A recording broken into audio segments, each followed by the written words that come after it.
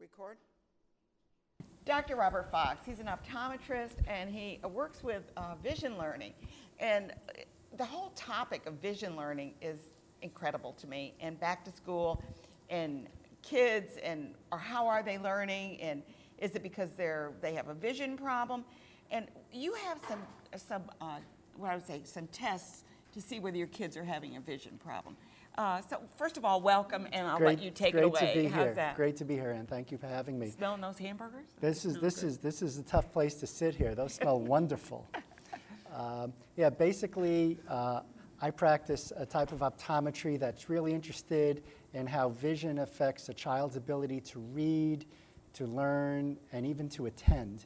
And these very often go unnoticed. It's a pretty large percentage of the population. It can be 1 in 4, 1 in 5 children may have an undetected vision problem. When are they first detected? When do you first know? I mean, we're talking now, maybe there's a mother there, she's got a 2-year-old. How would she know that this child is having a vision problem? Because they're not going to tell you. Yeah, exactly. In fact, that's the worst part of it, is that they can't tell you. Most of the problems that we're dealing with are typically picked up at age 5, 6, or 7, when the kids are really learning how to read. How they use their eyes has really drastically changed from when they were just playing and running around. Now they're asked to sit at a desk all day long and look at a book. And for many of these children, the act of really using their 2 eyes together is stressful. Mm-hmm. And they may have trouble. They might even have double vision. But they assume... You wouldn't even know. You think everybody looks that way, sees that way. They think everybody sees that way, and it's not picked up in the typical eye chart far away. That's a 1 eye at a time at a distance test. Yeah. They're using their eyes up close. So you're going to really look for symptoms. They're using binocular vision. Correct, correct. They're using their 2 eyes together, and for many of them it doesn't work well. And the parents and teachers are really the ones who pick this up. You may have a kid who complains of headaches when they read. 20 minutes of homework takes hours to finish. They fight over homework. To even get through a sentence to read. They can't even get through a sentence. They may look at the print and they go, I got it, it's clear and single, and then I lose it. And then they get to the next word and lose it. And they get to the next word and lose it. They don't even remember what the first word said. And the harder they try, the worse it gets, and it can get very frustrating. And it's got to be frustrating for the parents, because you're saying, come on now, stick to it. Will you sit there and... Correct. So you're kind of reprimanding... It affects the whole house. And it's not the kid's fault. It affects the whole house. There's often other children in the house that need attention to, and the kid's self-esteem is really poor.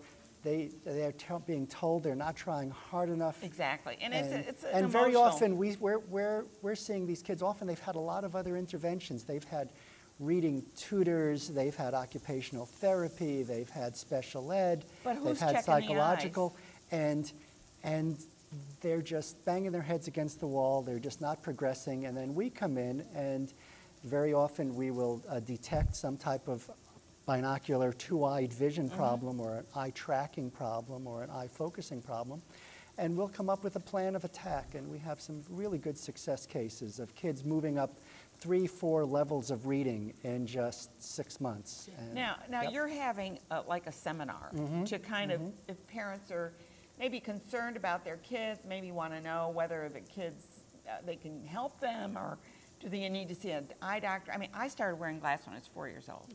So I've been wearing glasses all my life. So I know they detected something back then. Correct. So when is this, and what would they expect to get out of this seminar? Okay.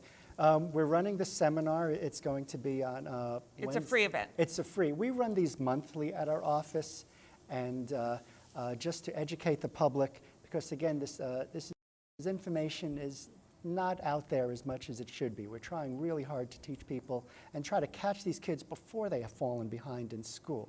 So the first Wednesday in August, I think it's August 5th at 6:30, we're going to be running a free workshop. And the topic is vision, learning, and back to school. And we really try to encourage parents. Part of their back to school routine, they buy shoes, they get books, they do everything, and eyes often get ignored. Yeah, I know. And we're just trying to say this should be part of every kid should really get a complete eye examination. not just a screening at the pediatrician or the school nurse, which is checking for a very limited number of problems. So yeah, we're going to have the seminar. It's going to be Wednesday, August 5th at 6:30. And where is this? Our office, we moved 2 years ago. Okay. We're actually not in Schenectady. We're about a block out of okay. Schenectady Yeah. now. I still live in Niskayuna. Yeah. So we're just over the Niskayuna border on Route 7, Okay. on Route 7 in Latham. Okay. There's a Starbucks and a Berkshire Bank I Plaza. saw that new Starbucks Yeah, one in, yeah. that's our parking lot Yeah. there too. So then you know where that is. You Yeah. can't miss it. And we'll have it at the seminar. It's free. We encourage parents, teachers, anybody who might be So even working teachers with are, children. because that would be, they're the first line of they're really the catch it. ones who see these kids really struggling Now, to read. would dyslexia come under your purview? I mean, is that something you could detect? Well, many of these problems appear to be dyslexia, but they're really not. Dyslexia is a very specific language problem, but many of these children have the same symptoms in terms of avoidance of reading, confusion of similar words, just losing their place, reading the wrong words, skipping lines, and they may be confused for dyslexia. We have some kids we've treated, turned out really didn't have dyslexia, they had a vision problem. So this is where you need to That's where we can really make a big impact. And I should ask you this because I'm kind of curious about this. How does the new technology affect kids? Because I have to tell you a funny story. We were at a hotel, I think it was, and there was this little kid, and the mother handed her a book, okay, and she sat there looking at the page, doing this, trying to move, like, because she had just been using an iPad, so she could just do it and move the pages. Now she's got a book, and she's trying to make things move. Now this child was probably about 3 years old, so I'd say, well, they didn't know. But how do you see this as an optometrist with using iPads, making that transition to a real book? Yeah, well, this is part of a whole continuum that's been happening for eons. You know, once upon a time, we spent all our time outside. We were in the natural light. We were tending to our fields and our animals. Oh, it's a different life. And then the Industrial Revolution came and everything changed. Now we're indoors. Then, of course, the television age, and then the computer age, and now kids are like this. Yeah, their thumbs are going to be. I've seen 4-year-olds when I asked the child to step out so I could talk to the mom without the child there, and the mom hands the child the phone and say, keep yourself busy. Definitely kids don't move around as much as they really should, and they need to. They've done some studies. Kids who spend more time inside are more likely to become nearsighted than kids who play outside. And there's even some studies that show. Oh, that's interesting. Yeah, and there even was a study done that shows kids who play outside more have attend better in the classroom. Yeah. So more I think it's a variety of stimulation. So it's considered very recent, and in the scheme of things, we're still doing research on it. But get your kid outside, get them playing, get them moving. It'll help them. And it's important to get kids outside and moving. And I mean, you talk about baseball; they're looking at the ball coming at them, and I mean, so they have to adjust their vision. We help a lot of those kids do better after we've worked really? with them Oh my too. gosh! Yes. So how long have you been dealing with this aspect? Because optometry is one thing, Correct. and so you think, okay, they're going to fit your glasses and blah blah blah.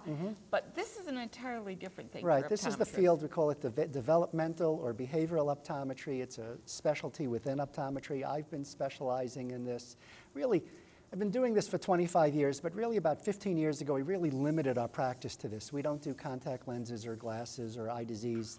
We found that this is how this is what I really want to do. This is your mission in life, This is my right? mission in life, is to help to educate parents and to help as many children as I can. And to start out with, we're having this seminar for parents to do. How early is it that you should bring a child in for having their eyes checked? Well, there's a couple of programs out there. There's actually, even for infants. For infants? For kids basically 6 to 12 months old, there's a program called Infant C, Infant SEE, and you can go to their website, infantc.com, where many optometrists like myself volunteer to give 1-year-olds a free vision screening. And how would you And believe it or sorry, not, I there's don't even, what do you do with a one-year-old? actually a 1-year-old is much easier than a 2-year-old. Really? Well, yeah, the terrible twos. The 1-year-old will just look at your light like a magnet and will just look at whatever toy you have. You can actually look for certain problems such as amblyopia, which is used to be called lazy eye, or strabismus, which is a turning eye. And we're really trying to be That's what I had with strabismus, yeah. and many of these problems are preventable Yeah. if you catch them young. And the American Optometric Association says do this at age 1, age 3, age 5, and then every year while they're in school. See, so it's important It is to get very out there important. and to have your kids' Right. vision checked. Because no matter how smart you are, if you can't read or Right. see it, then it And- doesn't. And we've been shown that 70 to 80% of what a kid learns in school comes in through their eyes. And so we're just trying to help them be absolutely. successful. Yeah, I mean, I learn through vision. I mean, auditory is good, but vision really is what helps me to see it, because I can then pull that up somewhere Yep. in the back of my brain somewhere. Dr. Robert Fox, he is an optometrist and deals with vision learning, and he's having a workshop coming up the first Wednesday of August. Of August, yep. And you can go there, it's a free event, and you can maybe learn a little bit more about it. Maybe you have a kid that is certainly kind of having a few difficulties, but you don't know why. Why not give this a try, right? Absolutely. Check it out. Thanks so much for being here. It's good Thank to see you. you. It's a pleasure. Back again sometime. We'll be talking more about this.